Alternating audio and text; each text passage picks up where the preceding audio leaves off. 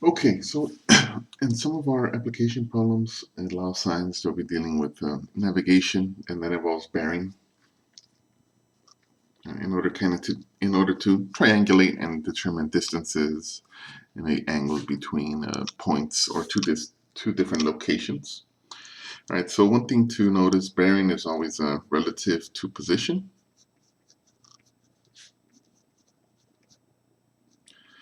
All right, so you start with a bearing at some position, you travel a given distance, and then your bearing now is taken from the position where you have traveled to, right? So first, let's start off with kind of our direction, almost like a compass, right? So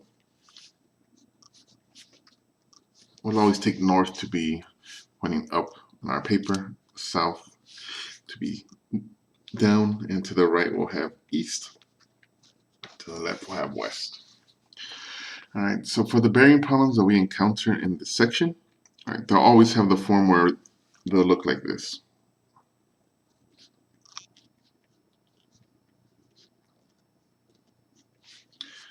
All right, now the first letter here is always going to be either north or south. Okay, so that is standard. All right, in this case it's south. And then from there it says, okay, so that's telling me that if this were our position, like we start here, and our bearing was south 75 degrees west, that means we're going in the southern direction with a bearing of 75 degrees, again measured with respect to, in this case, the negative y-axis or the south direction of 75 degrees. So this distance, or excuse me, this angle measure right here is 75 degrees. All right, and that is how we would do bearing. Notice that it is not in standard position, right? An angle in standard position would be this angle here. But we could calculate that angle if we knew this, right? The angle in standard position.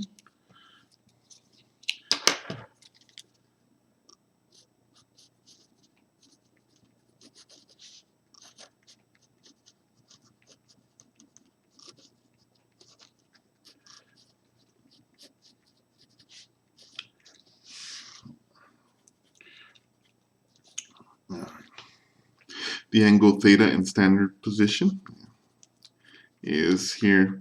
This is 180, and then here, since this is 90, it's an extra 15 degrees. So it's on 195 degrees. Okay, so again, right, just to get an idea, right, our bearing is a new way of measuring, right, different from when we had standard position that we defined. Here we're just looking at in terms of direction. Right. Now let's do another example. Let's say I wanted to draw the angle that was north 45 degrees east. Okay, so again, when dealing, let's say we're out here in some position. All right, now the way I like to approach that here is just draw a dotted line, in this case north, that's where our bearing is, and then 45 degrees east would be to our right, where this angle here would be 45 degrees. All right.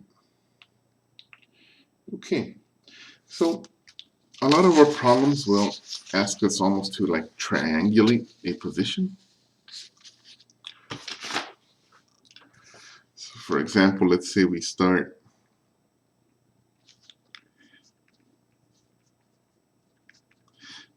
at A and then take a bearing and go north 30 degrees east. All right, so again, here north and east, so to the right, where this angle here is 30 degrees.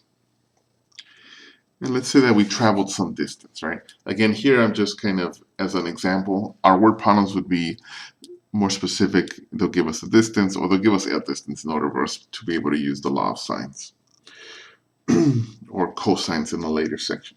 All right, so we are at point B. All right, and then let's say from point B, and we from point B.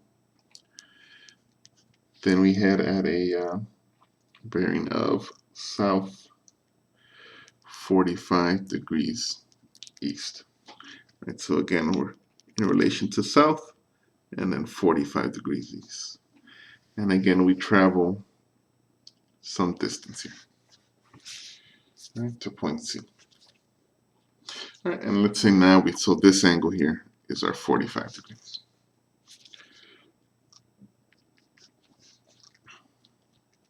All right, and then from here, let's say we want to go back to A, and that'll take us north 75 degrees west. All right, so, and here it gets a bit tricky when we're drawing these, so here, let me use a different color here. The angle that's 75 degrees is this angle here. Right, that one would be 75 degrees.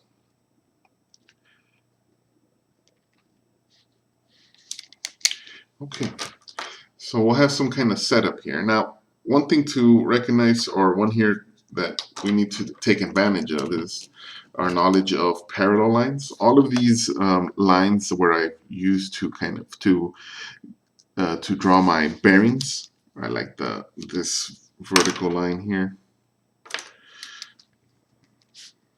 Right, these are all parallel lines. Right, they're parallel to each other. Right, whenever we have, they're just straight vertical lines, so they're going to be parallel. So one thing we can take advantage of is, so what we have is, in this case, if we take them by pairs, two parallel lines cut by this distance here is a transversal. So knowing that, right, that those are parallel lines, that actually gives me a lot of information.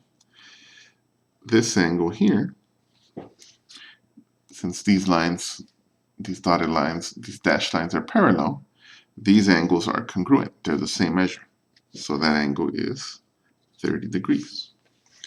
Right, so that gives me a bigger angle here for this triangle. This angle is 75 degrees. All right.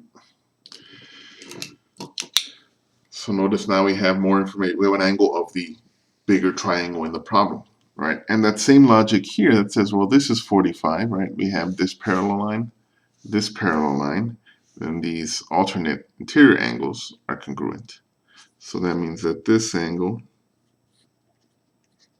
is 45 degrees. Well, even further, that means that, well, now I know what this is, right? That angle is going to be 25 degrees. All right, and then now right away we could see, okay, well then now knowing that, 75 plus 25, right, that's 100. Right, that means that this angle needs to be 80 degrees, right, because all the angles in a triangle in a plane have to add up to 180. All right, so now that is how we use bearing, and also how we use the properties of parallel lines cut by a transversal to find angles formed by this triangle when we're dealing with bearing problems. Thank you.